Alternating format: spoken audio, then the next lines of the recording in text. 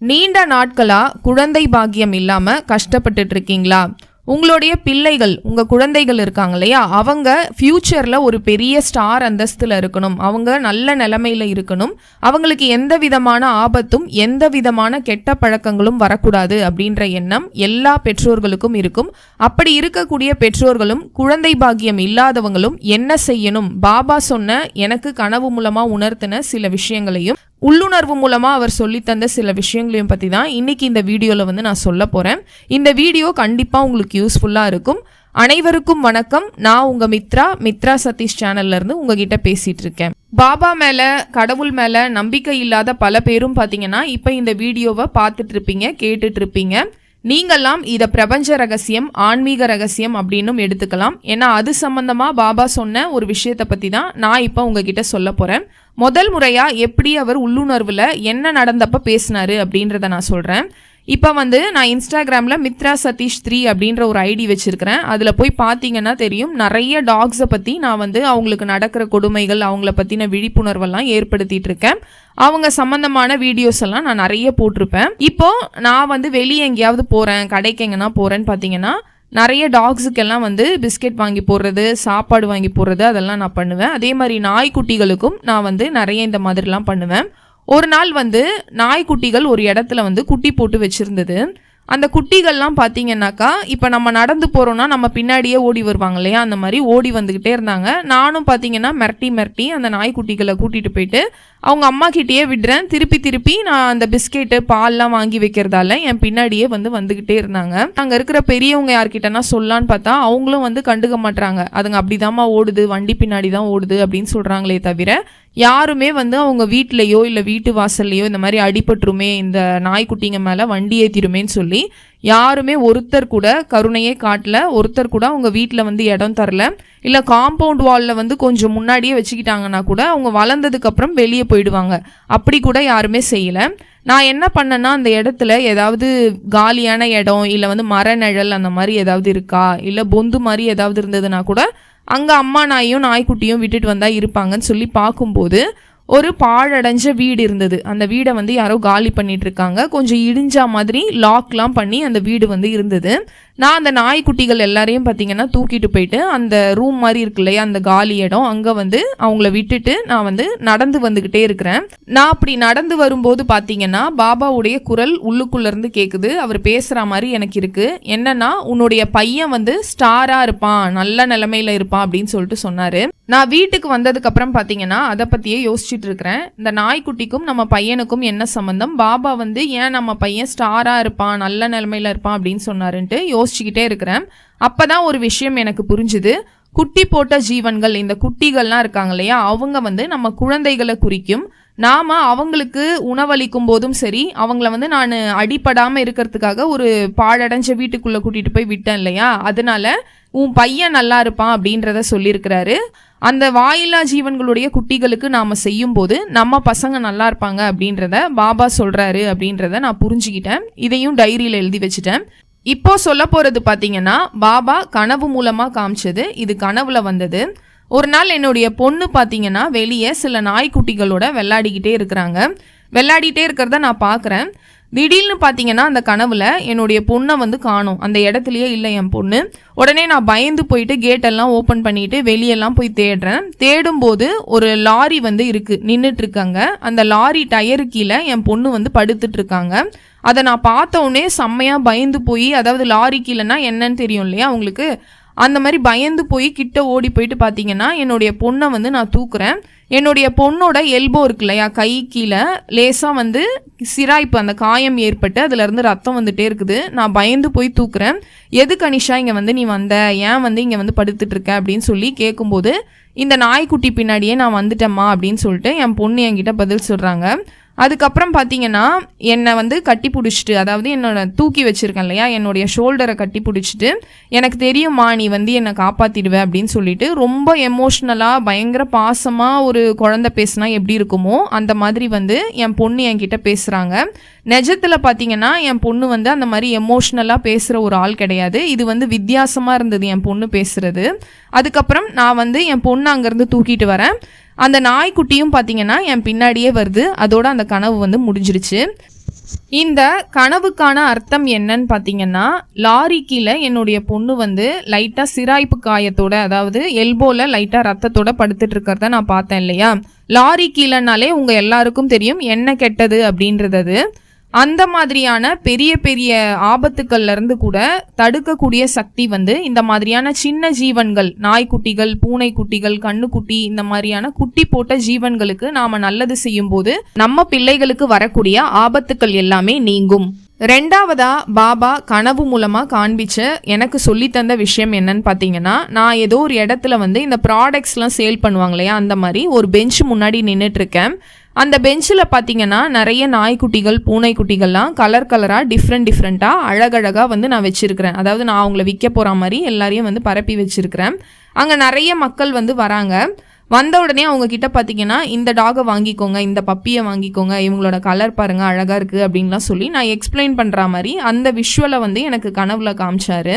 அப்படியே அதோட கண்டினியூஷனாக என்னன்னு பார்த்தீங்கன்னா, நான் வந்து இப்போ சொந்தக்காரங்க வீடெல்லாம் இருக்கும் இல்லையா, அத்தை வீடு, மாமா வீடு, சித்தி வீடுன்ட்டு, அந்த மாதிரி ஒவ்வொருத்தர் வீட்டுக்கும் போயிட்டு கூடையில் வந்து நாய்க்குட்டியெல்லாம் வச்சுட்டு அவங்க எல்லார் வீட்டுக்கும் ஒன்று ஒன்றா கொடுக்குற மாதிரி எனக்கு கனவுல காமிச்சாரு.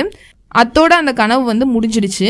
இதெல்லாம் பார்த்தீங்கன்னா நான் டைரியில் எழுதிட்டு அதுக்கப்புறம் யோசிச்சுக்கிட்டே இருக்கிறேன். இதெல்லாம் ஏன் வந்து நம்மளை பாபா செய்ய சொல்கிறாரு அப்படின்னு சொல்லி யோசிச்சுட்டு அது சம்மந்தமான விஷயங்களெல்லாம் எடுத்து படிக்கும்போது பார்த்தீங்கன்னா, நாம் அனாதை குழந்தைகளை எல்லாம் தத்தெடுத்து வளர்த்தா எந்த அளவுக்கு வந்து ஒரு புண்ணியம் கிடைக்குமோ அதே பலன் பார்த்தீங்கன்னா, இந்த மாதிரியான வாயில்லா ஜீவன்கள், இவங்களுக்கு வந்து சாப்பாடு போடுறதுக்கும் ஆள் கிடையாது, இவங்களை வந்து நல்லா பார்த்துக்கிறதுக்கோ தங்குறதுக்கு இடமோ கரெக்டான நேரத்துக்கு தண்ணி வைக்கிறதுக்கோ தண்ணி கேட்கறதுக்கோ இவங்களால முடியாது.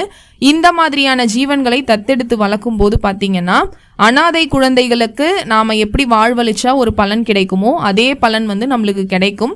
இதெல்லாம் செய்கிறதின் மூலமாக உங்களுடைய பிள்ளைகள் வந்து நல்லா இருப்பாங்க. இப்போ நான் சொன்னது பார்த்தீங்கன்னா ப்ரீட் டாக்ஸுக்கு கிடையாது. ப்ரீட் டாக்ஸை எடுத்து வளர்க்குறவங்களுக்கு இந்த நல்லதெல்லாம் நடக்குமா, உங்கள் குழந்தைகள் நல்லா இருப்பாங்களா கேட்டிங்கன்னா கிடையாது. பாபா எனக்கு காமிச்சது முழுக்க தெருவில் வாழக்கூடிய நாய்க்குட்டிகள், பூனைக்குட்டிகளை தான் காமிச்சாரு.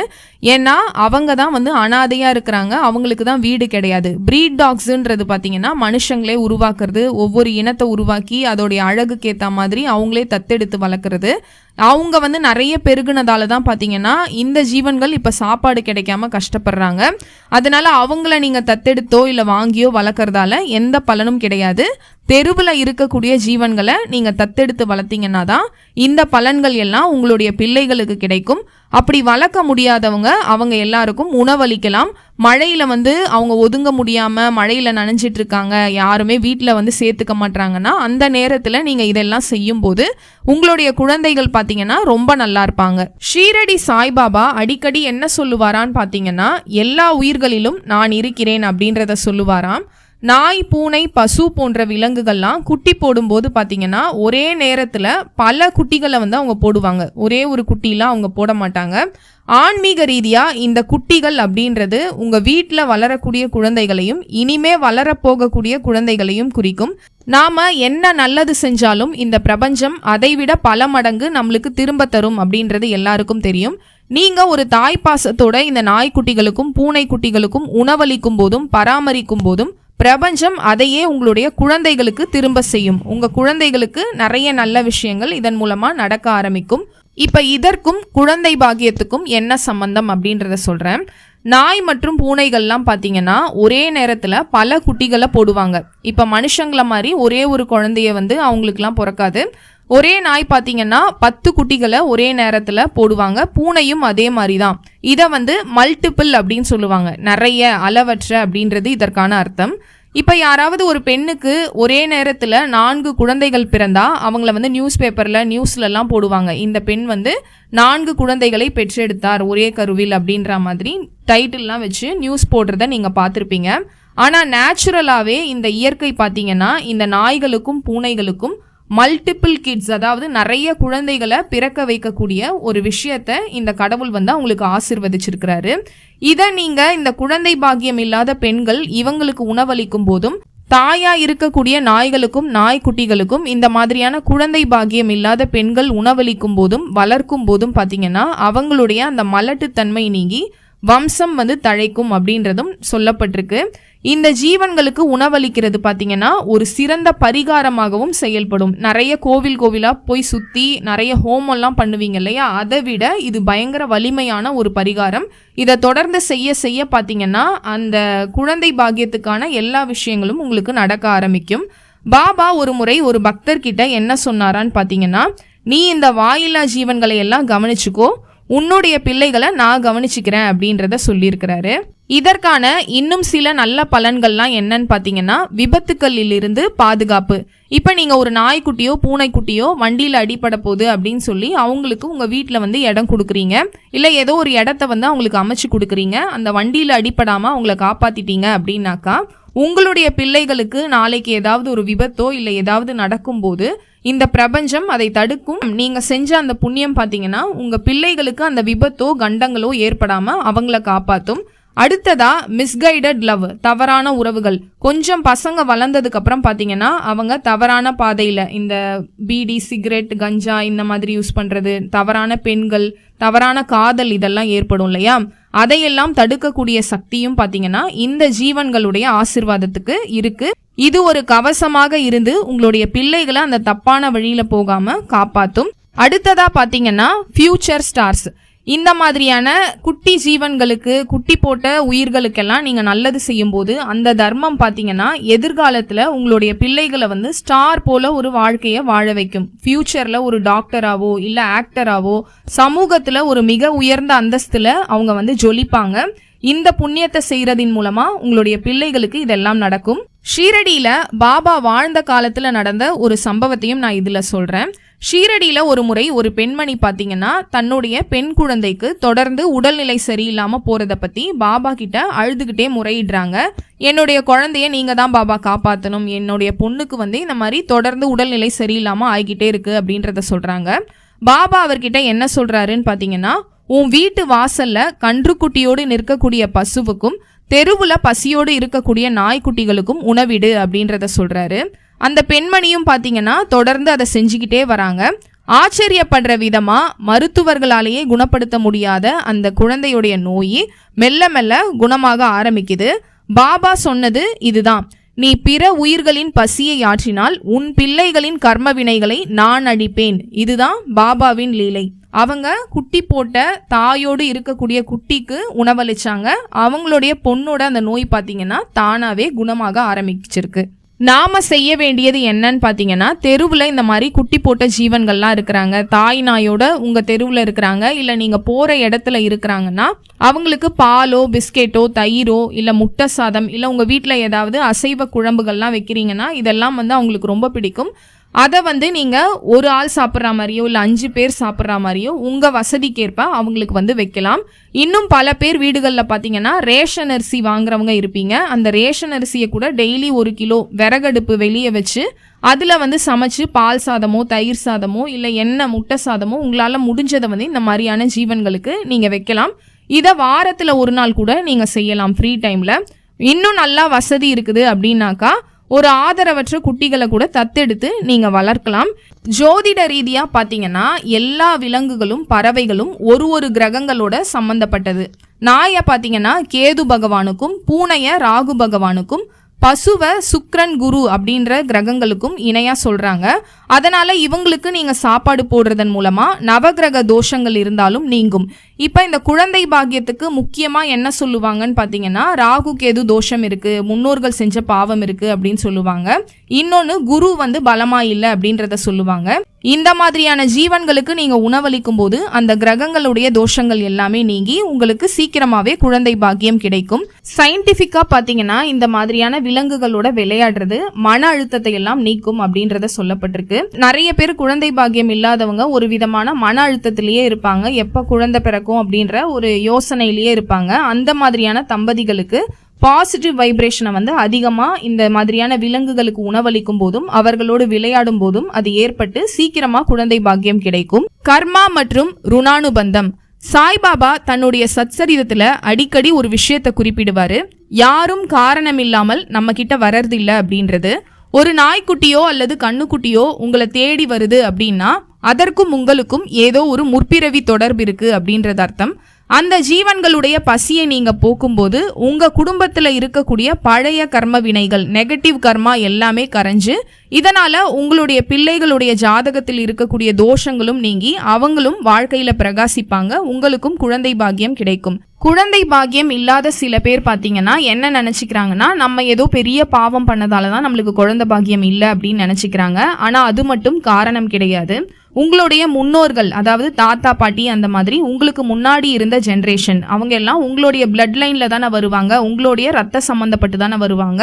அவங்கள யாராவது பாத்தீங்கன்னா வயிற்றுல குட்டியோட இருக்கக்கூடிய விலங்குகளுக்கோ இல்ல பறவைகளுக்கோ விஷம் வச்சு கொள்றது, இல்ல அவங்கள அடிச்சு கொள்றது, இல்ல நாய்க்குட்டிகள், அதாவது அதோட குட்டிகளை மட்டும் பிரிச்சு எங்கேயாவது தூரத்துல கொண்டுட்டு போயிட்டு கிணத்துல வீசுறது, இல்ல எங்கேயாவது தூக்கி போட்டுறது, ஏன்னா மோசமான விஷயங்களை எல்லாம் விலங்குகளுக்கோ இல்ல பறவைகளுக்கோ செஞ்சிருந்தாங்கன்னா அந்த வலி வேதனை எல்லாமே இந்த பிரபஞ்சத்துல இருந்துகிட்டே இருக்கும். அதை செஞ்ச நபர்களுடைய வாரிசுகள் நீங்க தான் இல்லையா, உங்களுக்கும் அந்த தொடர்ச்சி வந்துகிட்டே இருக்கும். நான் அமாவாசை அப்படின்ற வீடியோல போட்டிருப்பேன், நம்மளுடைய முன்னோர்கள் செஞ்ச பாவங்கள் புண்ணியங்கள் எல்லாம் நம்மளை தொடர்ந்து வந்துகிட்டே இருக்கும் அப்படின்றது.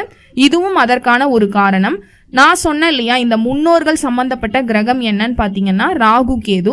அதுல கேதுவை தான் நாய்களுக்கும் பூனைய ராகுவுக்கும் குறிப்பிடுறாங்க. அதனால இந்த ஜீவன்களுக்கு நீங்க உணவளிக்கும் போது இவர்கள் செஞ்ச அந்த கர்ம வினைகள் எல்லாமே நீங்கி உங்களுக்கு சீக்கிரமா குழந்தை பாக்கியம் கிடைக்கும். குழந்தை பாக்கியத்துக்கும் குட்டி போட்ட விலங்குகளுக்கும் இன்னும் என்ன சம்பந்தம் அப்படின்றத சொல்றேன். இப்போ ஒரு தாய் நாய் தன்னுடைய குட்டிகளோட இருக்கும்போது பாத்தீங்கன்னா அந்த குட்டிகள் பசியாக இருக்கிறதுக்கு அவங்களுக்கு பால் கொடுத்துக்கிட்டே இருக்கும். அதே போல பசுமாடு கன்றுக்குட்டியோட இருக்கும்போது தன்னுடைய நாக்கால கன்றுக்குட்டியை நக்கி தன்னுடைய தாய்மையை உணர்வை, அந்த பாசத்தை அந்த குட்டி மேல காமிச்சிட்டே இருக்கும். இதை பாத்தீங்கன்னா மாதிருத்துவம் அப்படின்னு சொல்லுவாங்க. தாய்மை சக்தி உச்சத்துல இருக்கக்கூடிய ஒரு நேரம். இந்த மாதிரி தாய்மை சக்தி உச்சமா இருக்கக்கூடிய நேரத்துல நீங்க உணவளிக்கும் போது பாத்தீங்கன்னா அந்த தாய் ஜீவனுடைய திருப்தியும் ஆசிர்வாதமும் உங்களுடைய கருப்பைக்கும் உங்களுடைய சந்ததிக்கும் ஒரு வலிமையை சேர்க்கும். வயிற்று பசி ஆறிய ஒரு நாயினுடைய ஆசிர்வாதம் பாத்தீங்கன்னா இறைவனுக்கு சமம். இறைவனே உங்களுக்கு குழந்தை பாக்கியத்தை ஏற்படுத்தி கொடுப்பாரு. எப்போ நீங்க உணவளிக்கலாம் அப்படின்னு பாத்தீங்கன்னா அதிகாலையில, மாலை நேரத்துல அல்லது இரவு நேரத்துல நீங்க உணவளிக்கலாம், உங்களுடைய டைம் கன்வீனியன்ஸை பொறுத்து. நாய்க்குட்டிகளுக்கு தயிர் சாதம், பால் சாதம், முட்டை சாதம், பால், பிஸ்கெட் அந்த மாதிரி அளிக்கலாம். பூனைகளுக்கு மீன், பால் அந்த மாதிரி என்ன உங்களால முடியுமோ அதை அளிக்கலாம். சில பேரால இதை கூட செய்ய முடியாதுன்றவங்க பெட் ஷாப்ல பாத்தீங்கன்னா இந்த மாதிரியான பெட்ஸுக்குன்னு ஃபுட் எல்லாம் பேக்கெட்ல பிஸ்கெட் எல்லாமே நல்ல சத்தான பொருட்களாவே விற்கிது. அதை கூட நீங்க வாங்கி வச்சுக்கிட்டு நீங்க வண்டியில போகும்போது இல்ல வெளியே போகும்போது இந்த மாதிரி பசியோட இருக்கக்கூடிய ஜீவன்களை எல்லாம் பாக்குறீங்கன்னா அவங்களுக்கும் நீங்க அளிக்கலாம். ஏதோ ஒரு கடமைக்காக இதை செய்யாம பாபாவே நம்ம வீட்டு வாசல்ல நிக்கிறாரு, நம்மளுடைய இந்த பிரச்சனையை சரி பண்ணுவாரு அப்படின்ற எண்ணத்தோட நீங்க செய்யும் போது அது உங்களுக்கு கோடிக்கணக்கான மடங்குல பலன் தரும்.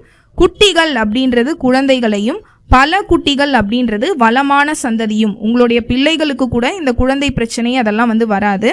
தாயின் பாசம் அப்படின்றது தெய்வீக கருணையையும் குறிக்கும்.